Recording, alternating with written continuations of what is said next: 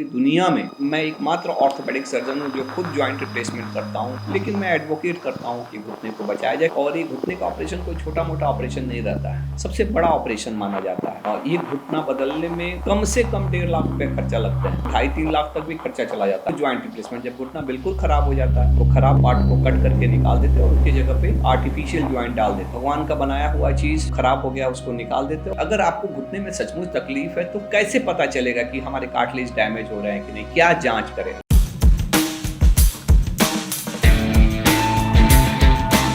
मैं doctor Rameshwar, orthopaedics and joint replacement surgeon. मैं पिछले लगभग 20 साल से एज ए ऑर्थोपेडिक सर्जन काम कर रहा हूँ। मैं बिहार में सिवान में हमारा Shri Sai group of hospital है जिसका मैं फाउंडर चेयरमैन हूँ। मैं ले दवाई का भी फाउंडर हूँ। ले दवाई एक ऑनलाइन साइट है जो घुटने के मरीजों को हेल्प करती है कि कैसे आप अपने घुटने की तकलीफ को बिना दवाइयों के, साइड इफेक्ट्स के और बिना ऑपरेशन के ठीक कर सके, जिसमें हम लोग लाइफस्टाइल मॉडिफिकेशन, फिजियोथेरेपी, एक्सरसाइज के सेशंस भी कराते हैं और सप्लीमेंट्स और एक्सरसाइज के टूल्स भी सेल करते हैं वहाँ पे ले दवाई के माध्यम से। ऑपरेशन में क्या होता है कि मेन ऑपरेशन जो होता है वो जॉइंट रिप्लेसमेंट। जब घुटना बिल्कुल खराब हो जाता है तो खराब पार्ट को कट करके निकाल देते हैं और उसकी जगह पे आर्टिफिशियल जॉइंट डाल देते हैं। ये लास्ट उपाय रहता है, लेकिन क्योंकि देखिए बदलना तो एक बार बदल दिए तो फिर से आने वाला चीज नहीं है। एक तरह से देखा जाए तो भगवान का बनाया हुआ चीज जो खराब हो गया उसको निकाल देते हैं और उसकी जगह पे आर्टिफिशियल जॉइंट डाल देते हैं। ये तो लास्ट उपाय है, लेकिन कोशिश हर इंसान का होना चाहिए।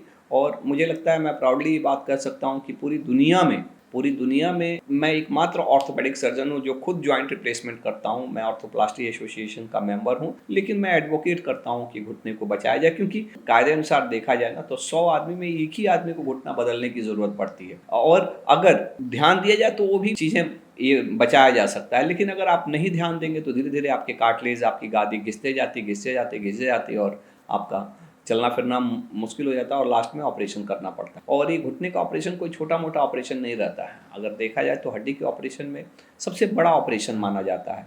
और ये घुटना बदलने में कम से कम 1.5 लाख रुपए खर्चा लगते हैं। अगर अच्छा सेंटर में करा रहे हैं, अच्छा इम्प्लांट यूज कर रहे हैं तो 2.5-3 लाख तक भी खर्चा चला जाता है। अगर रोबोटिक वगैरह यूज कर रहे हैं तो उससे भी ज़्यादा वो खर्चा चला जाता है। अगर आपको घुटने में सचमुच तकलीफ है तो कैसे पता चलेगा कि हमारे कार्टिलेज डैमेज हो रहे हैं कि नहीं? जांच में अगर देखा जाए तो सबसे सिंपल और बहुत ही सस्ता जांच है वो एक्सरे।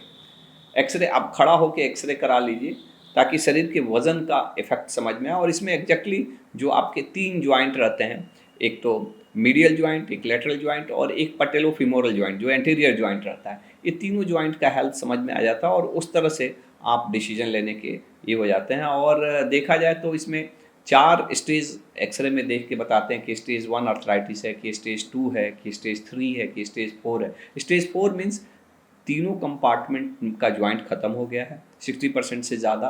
तो एक्सरे से ये एग्जैक्टली डायग्नोसिस समझ में आ जाता है। कितना बार, क्योंकि कोई गठिया है तो उसके लिए ब्लड टेस्ट भी की ज़रूरत पड़ती है।